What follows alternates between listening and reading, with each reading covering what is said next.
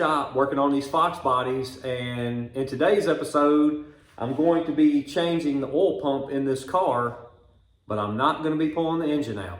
But before I get into any of that, guys, I want to just say, I appreciate anybody that watches any of my videos or checks out my channel or likes a video or leaves a comment. Guys, I really do appreciate it.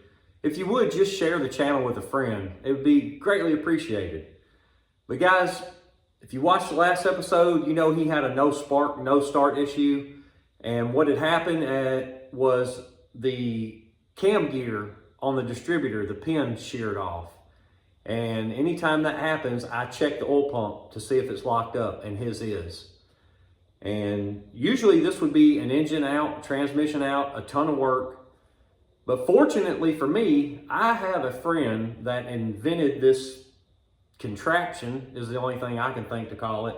And I'm going to be able to suspend this engine and transmission in the engine bay while I drop the K-member down and get enough room so I can get the oil pan off and get room to change that oil pump and look at the oil pump drive. And guys, I'll go ahead and show you this thing right now.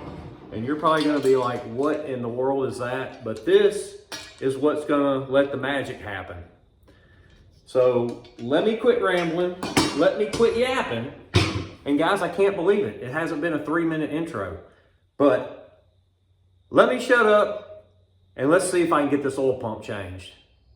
I've got everything tightened down and bolted in place, and I'm actually ready to start dropping the K-member out of this thing, but I just want to show you how this thing works because I just thought it was ingenious, and I really appreciate my buddy letting me use this thing because it cuts your work time down quite a bit when you're talking about even changing a K-member or an oil pan gasket, oil pump, you know, basically anything that would normally be an engine out deal. So let me show you how this thing works. First of all, there's a bolt on each side. So that's more of a safety thing to keep it from tipping.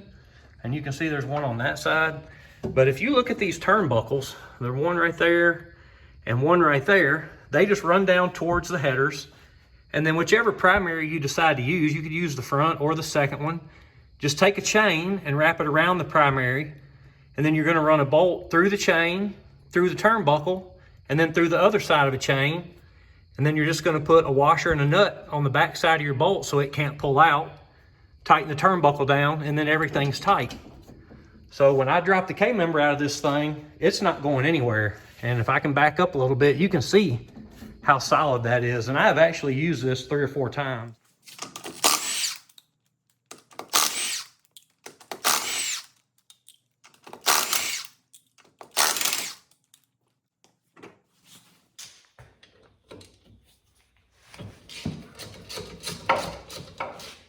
Just taking the caliper bolt out right now. And then it'll slide off the top pin because these are factory style brakes.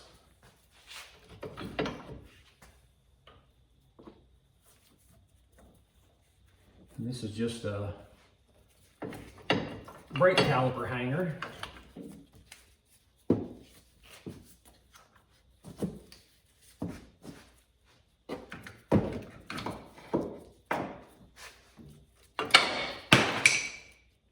There went a brake pad, but that's okay because it's got to come off anyway.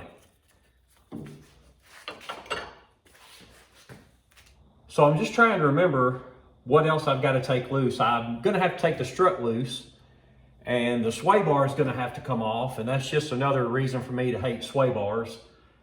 And then I'll be able to raise the car up more, go ahead and drain the oil, and start taking the rack off. And I guess at that point, I'll look and see what else has to come loose, and we'll deal with it at that point.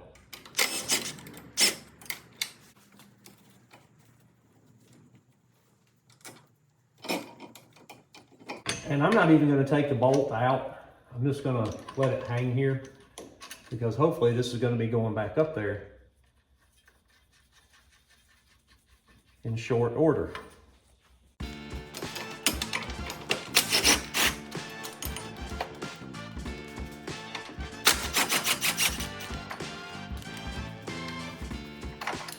All right, let's see if I can get this sway bar out of here without it going crazy.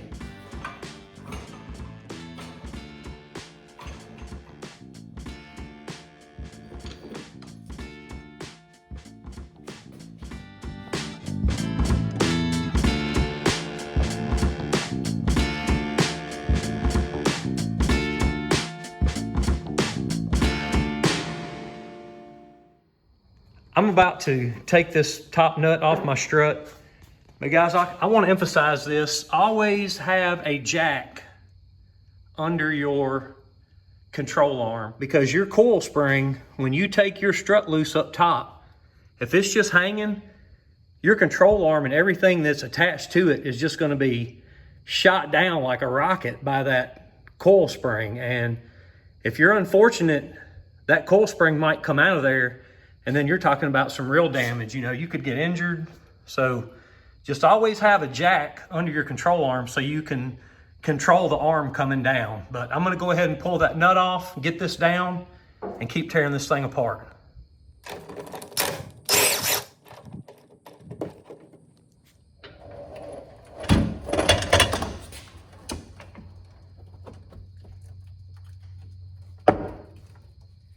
Now I can take the jack out. You can see the difference between that coil spring when it's compressed and when it's not compressed. So it's got a ton of force behind it. So anytime you're messing with these coil springs, just be very careful. I guess I got so excited about taking my strut loose at the top that I forgot to take my tie rod end loose. But this car has a bump steer kit on it, so that'll make it a little easier. But before I try to take this loose, I'm going to go ahead and get this spring out of here. It doesn't have much tension on it, so I'm just going to take my long pry bar, pry it out, hold it with the other hand so it can't get away from me.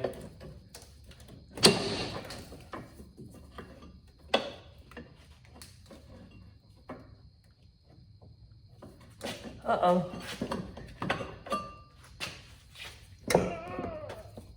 It's caught on the stupid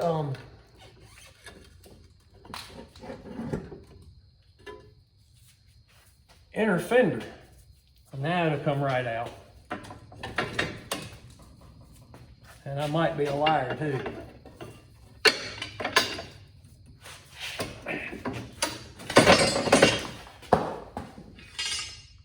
Well, getting the spring out of there turned into a lot more than what it ever should have been, but that's why you don't get in a hurry. But anyway, I'm going to go ahead and take this top nut off of my tie rod end.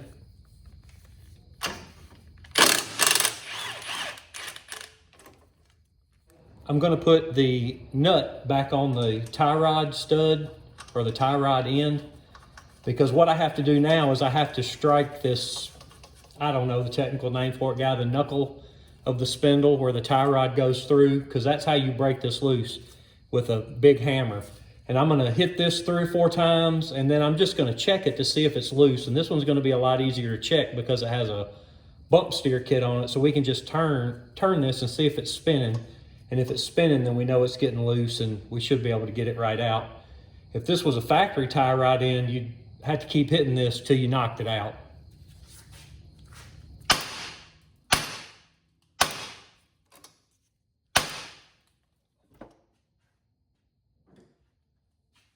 And I can actually see it's got some separation right there.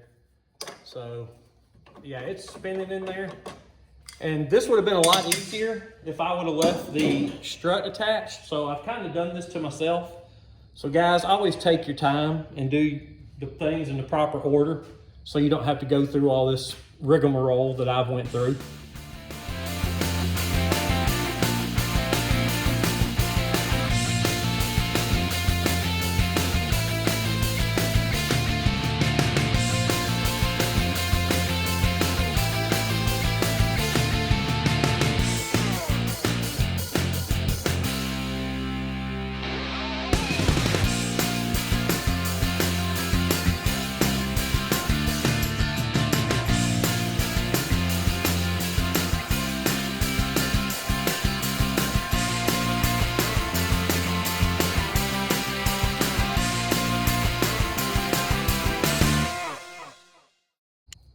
Jeez. After making that 10 times harder than it ever needed to be, I'm almost ready to get the K-member out of the car. I still have to take the rack loose. So I'm gonna pull these 2 long bolts out, and then I'll take it loose at the knuckle or rag joint. This one actually has a knuckle in it because it's got a solid shaft. And then I have to take the engine mounts loose, you know, 1 on each side. And then I'm gonna be ready to drop this thing out. To get your rack and pinion out, you're just gonna pull this bolt out right here. And then when you pry forward on your rack and pinion, that will slide right out. And that is a spline shaft that goes into your steering shaft. The other thing I like to do, just because it makes it easy to line everything back up, I like to mark the knuckle and the shaft with paint.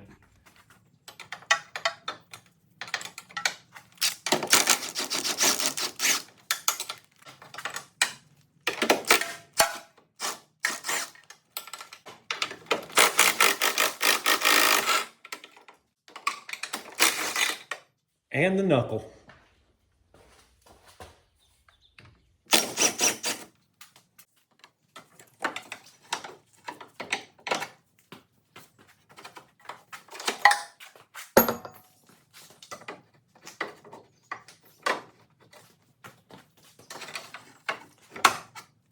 Okay, the steering shaft just dropped off the rack and pinion, and I really need to get this bolt out of the way.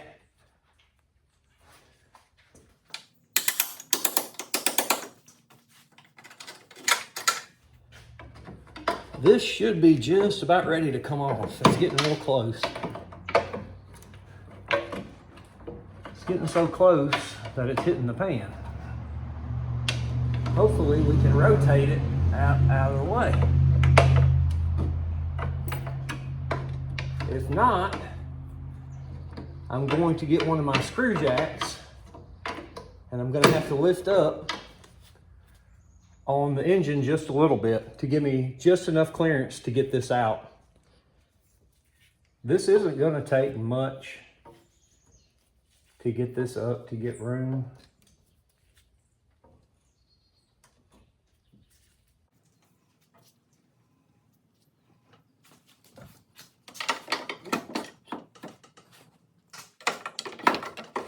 Oh, it got away from me. That's what I was afraid of. Got away from me. Almost. So now I gotta let the screw jack back down so I can get the rack up here and tie it up out of the way.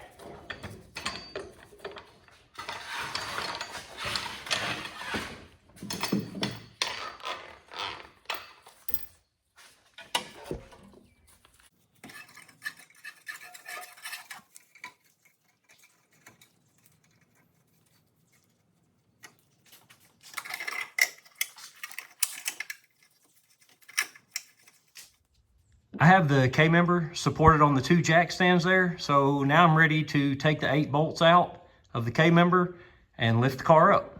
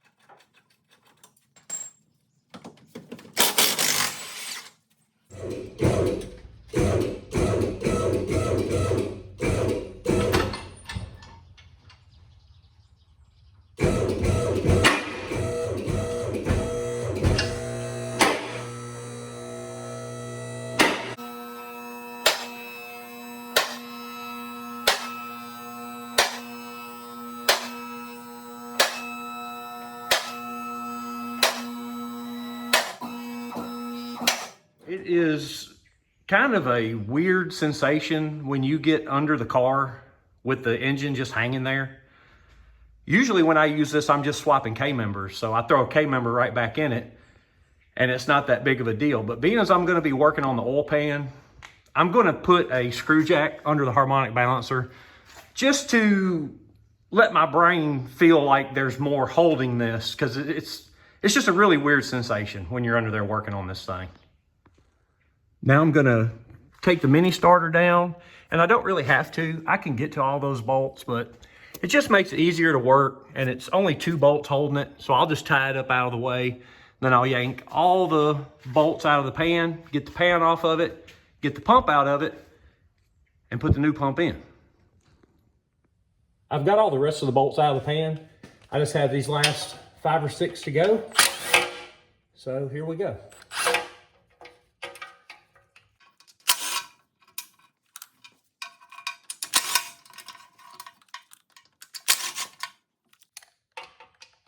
That was a different size.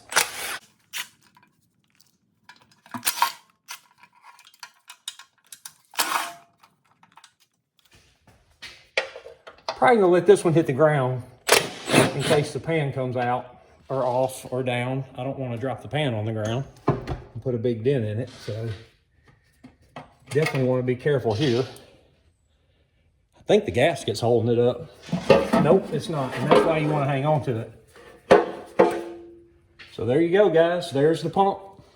Now I'm going to take the pickup off and get the pump out of it.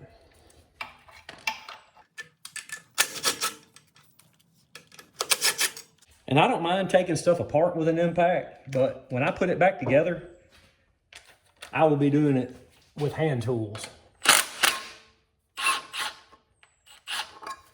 Oh, let's see how big a mess we can make.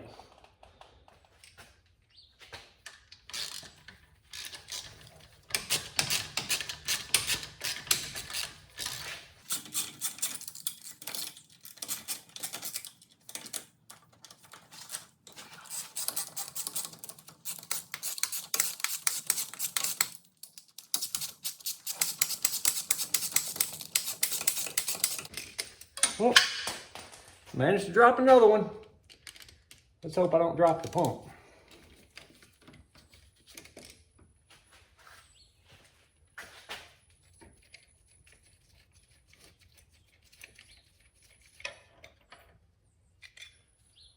Got the pump out of it.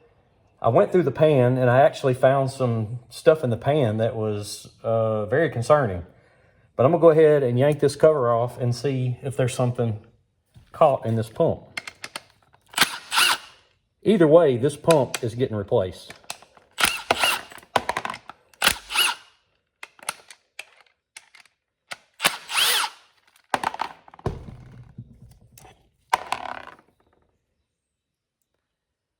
So far, I don't see anything. Oh, right there. Don't know if you guys can see that or not, but this is the same thing that I found in the pan, and it has got caught between the gear and the pump, and that's what's locked it up. I've dug through the oil pan, and I pulled out quite a few more of these roller bearings, and I'm about 99% positive that a rocker arm has come apart, but I'm gonna get the car down, pull the valve covers off, and see what I can find. I'm gonna get on my soapbox here a little bit, and I'm gonna do my best to be nice, but I went back over the build specs of this engine from when I was putting it together, and this guy had some eBay roller rocker arms.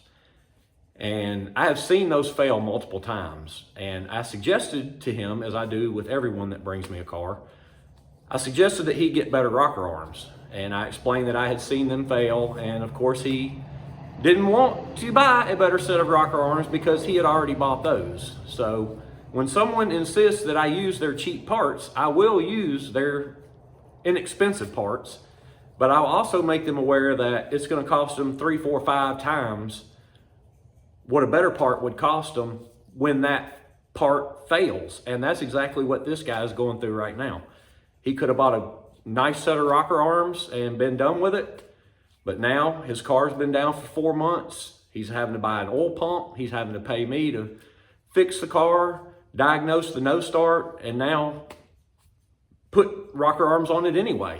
So he's having to buy them irregardless. So guys, it's like the old saying goes, buy once, cry once.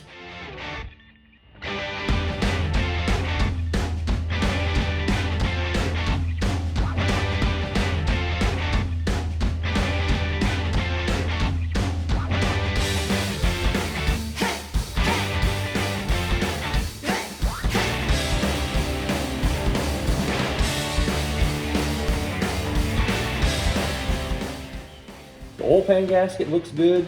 I got the pan all cleaned up inside and out. I actually found a few more needle bearings in the pan, so Got to make sure you get all those cleaned out if you have a rocker arm fail. But let's get this pan back on here and get this car done.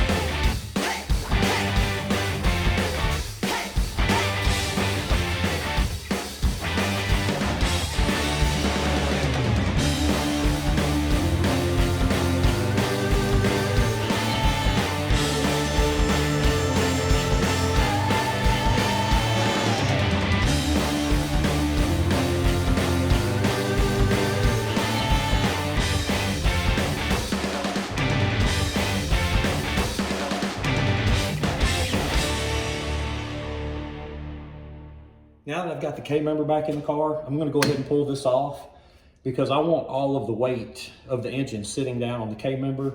That way when I lift the car back in the air, I can retighten the engine mounting studs just to make sure they're good and tight.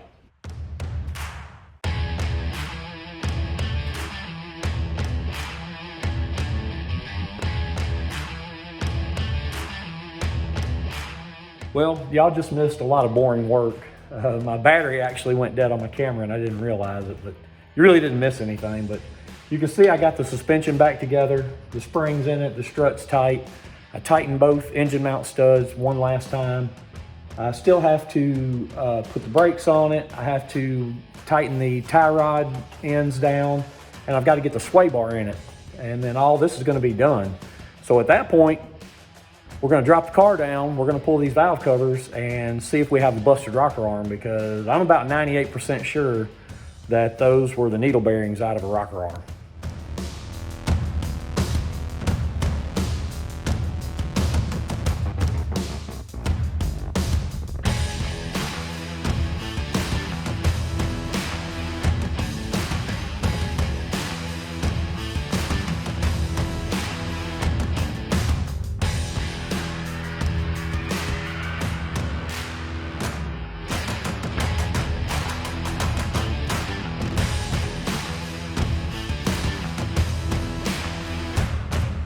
Got the valve covers off, and as you can see, we have a bunch of cheap eBay rocker arms, and then we have one comp rocker arm. So that tells me a rocker arm broke. But not only that, you come over to the passenger side and we're looking at the same thing. A bunch of cheap eBay rocker arms and then one comp rocker arm. All right, guys, I'm gonna go ahead and wrap this one up, and I'll let you know I went ahead and made a phone call to the owner because I wanted to try to verify that those were needle bearings out of a rocker arm. And so he did tell me that he put 2 rocker arms on the car and that they were broken. So that made me feel better, you know, that I now knew what the problem was, because I felt like they were the needle bearings out of a rocker arm, but to be able to verify that made me feel a whole lot better. But he did not want to replace these rocker arms. So I just buttoned everything back up and I let him know that he may have the same issue arise again, but he was okay with it. So I got everything done, got it tuned. And guys, I'm gonna let you know, this is not a carburetor. This is actually a Holley Terminator X Stealth. It uses the same ECU, same software that your multi-port Foxbody Terminator X would use. It's just the injectors are in what normally would be a float bowl on this carburetor looking unit right here. But this is electronically controlled by the Terminator X. Like I said, I got it all tuned and everything. So I guess the only thing left to do is take this thing for a drive.